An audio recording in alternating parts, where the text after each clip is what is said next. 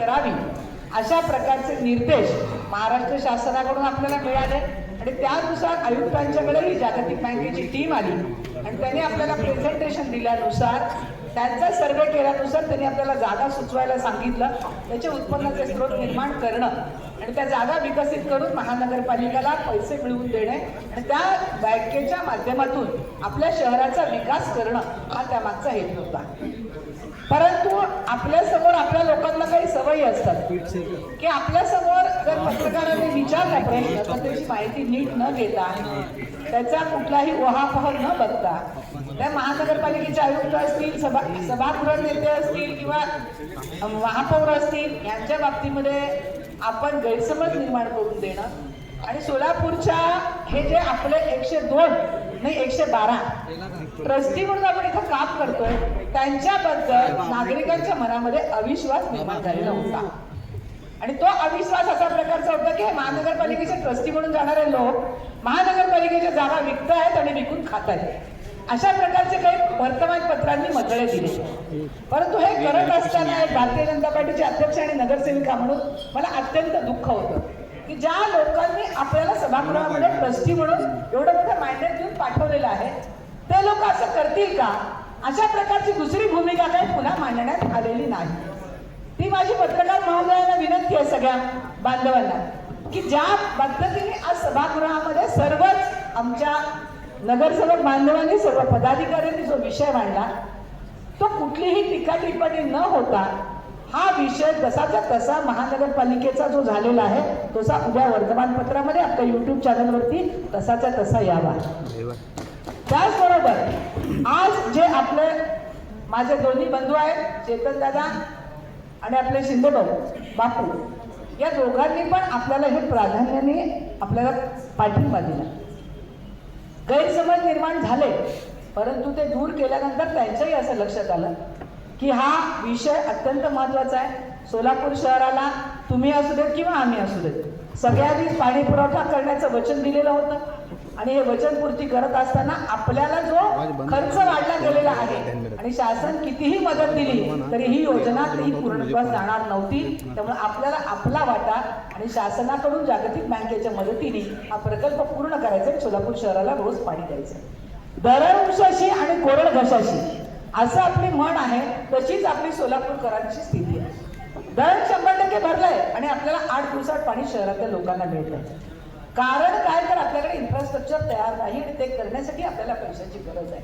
हा सगळ्यांचा सकारात्मक दृष्टिकोन आहे म्हणूनच ही योजना पूर्णत्वाला जाणार आहे. बीओटी करताना त्याच्यामध्ये अनेक गैरसमज झाले. आता बापू म्हणाले की आम्हाला असं वाटलं तुम्ही हे 7 विषय अजेंड्यावर आणले आता फक्त सोलापूर महानगरपालिकेला चाकं लावून आपण नेताय की काय बाजारात. अशा प्रकारचा गैरसमज आपणही बापू निर्माण करून दिला लोकांकडे. परंतु मी आपल्याला ठामपणे सांगेन मी भारतीय जनता पार्टीचे गेल्या 40 वर्षापासून कार्यकर्ते आहे आणि कार्यकर्ता म्हणून काम करत असताना आपण जर इतिहासात गेलो तर हे जे इतिहासातले काळे दिवस आहेत ते भारतीय जनता पार्टीने आणलेले नव्हते. ते आपल्या शासनाने आपल्यावरती लादलेले होते. सोलापूर शहरामधल्या किती जागा कुठल्या कुठल्या लोकांनी घेतला त्याचा जर इतिहास बघितला तर यामध्ये बसलेला भारतीय जनता पार्टीचा एकही नगरसेवक एकही इंचाची जागा पुढे घेतली असं मी ठामपणाने सांगेन. आणि आपला जर इतिहास बघितला काँग्रेसच्या महानगरपालिका स्थापन झाल्यापासून 1 मिनिट दुरुस्त करतो हा गोष्टी जर लक्षात घेतल्या नाही बोला विचार विषय तर नको विषय तर नको बोलू नका. भारतीय जनता पार्टीचा तुम्ही ऐका सुरेश पाटील माझ्या अनुमोदक सूचक कोण आहे का असं अनेक विषय तर नको बसून घ्या विषय तर नको ते बोलत 2 मिनिटात सभागृहात सुरेशांच्या नावाने नाही आहे. हा ते सभागृहात सुरेशांच्या नावाने नाही आहे. सांगतेच की आता माझी सभागृह ते सांगताय सभागृह सुरेशांच्या नावाने नाही आहे. संजू दादा आपण पण जागृतीमध्येच काम करता आपल्याला पण आहे जागृती आपल्या सगळ्याला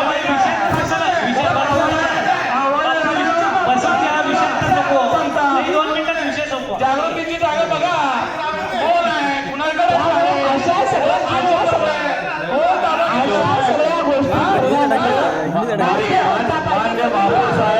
मान्य महापौर साहेब जेवढे पण नगरसेवक जागा घेतले कुणाचे पण आपल्या नावावर घेतलेले नाही, प्रत्येक नगरसेवकाच्या नावावर नाही. ते नातेवाईकांचे जेवढे नगरसेवक आहेत, जेवढे नगरसेवक विषय आहेत, तर नको, शहराचा महत्वाचा विषय महापौर साहेब, विषय तर करू नका. महापौर साहेब, विषय वाचा पुढचे. महापौर साहेब, पुढचे विषय वाचा. हे सगळे महापौर साहेब आपण आता पहिलाच विषय चालू आहे सभागृहात, आज बाकीचे विषय जागृतीची जागा त्यांच्याकडे आहे. चला पुढचा विषय वाचा.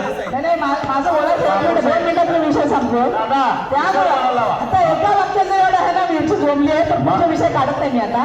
पुढच्या एखादा कधीतरी बोलण्यामध्ये सगळ्या जागांचा आढावा घेऊ आपण. काढूया. माझ्याकडे सगळा इतिहास लिहिलेला आहे, मी सगळं काढीन. आणि मी या सभागृहामध्ये मी 25 वर्ष आहे, मला माहिती आहे सगळं. त्यामुळे त्याच्याबद्दल मी अनभिज्ञ नाही. तर या सगळ्या ह्याच्यासाठी खास बोर्ड बोलू आपण. याच्यासाठी या विषयासाठी खास बोर्ड बोलू आणि मग तुला अभ्यास करताना आपल्याला कळेल.